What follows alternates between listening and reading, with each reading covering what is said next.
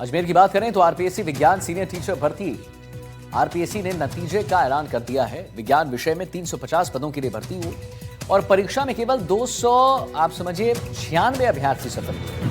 1,68,206 अभ्यर्थियों में से जो हैं 296 ही सफल हुए हैं 1 लाख में से। और न्यूनतम अंक नहीं किया गया हासिल। नियमों की अनदेखी पर 359 उम्मीदवार अयोग्य कई आधारित वर्गों से एक भी अभ्यर्थी का चयन नहीं हुआ। राजस्थान लोक सेवा आयोग की सीनियर टीचर भर्ती परीक्षा 2024 के विज्ञान विषय में चौंकाने वाले परिणाम सामने आए हैं। 350 पदों के मुकाबले पात्रता जांच केवल 296 अभ्यर्थी चयनित हुए, जबकि 1,68,000 से अधिक उम्मीदवारों ने आवेदन किया था। 1,17,000 अभ्यर्थी ही परीक्षा में शामिल हुए। 10% से ज्यादा प्रश्नों में कोई विकल्प भरने पर 359 अभ्यर्थी अयोग्य घोषित किए गए। अधिकांश उम्मीदवार न्यूनतम अंक भी हासिल नहीं कर सके।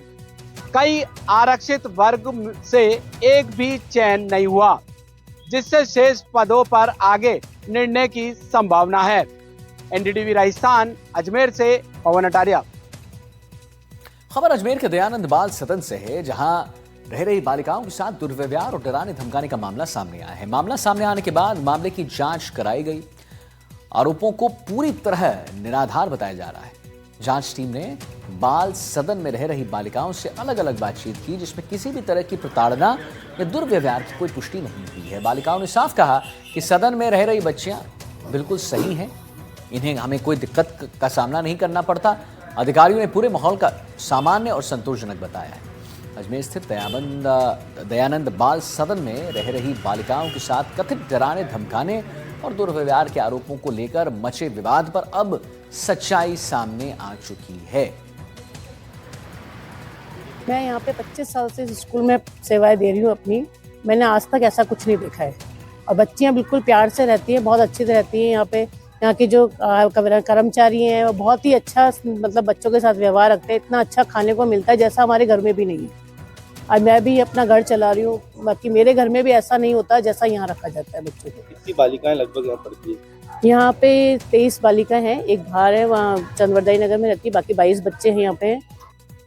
पहले तो मैं आपको नमस्ते करता हूँ और अजमेर की और पूरे देश की जनता जनार्दन मेरे माध्यम से ये बताना चाहता हूँ कि ये जो माननीय हमारे मंत्री जी है वो अपने स्वार्थवंश एक दबाव बनाने के लिए इस प्रकार के वो पत्र व्यवहार कर रहे हैं।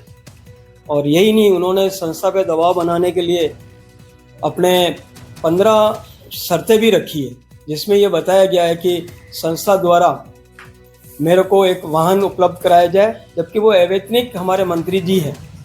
और संस्था कहाँ से, तो अनाथ है, जब पूरे उदारदानी महानुभावों के माध्यम से मुख्य रूप से ये संस्था चल रही है।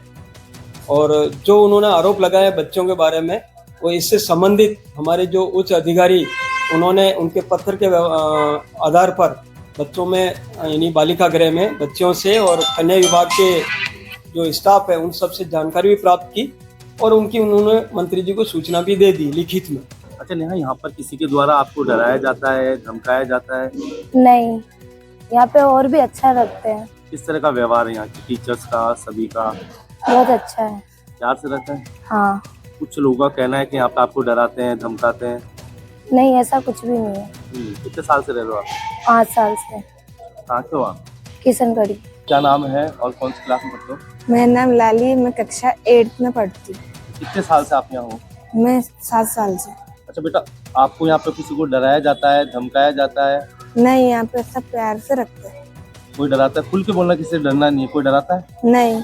कोई मारपीट करता है या डराता है? कोई ऐसी कोई बात है? नहीं।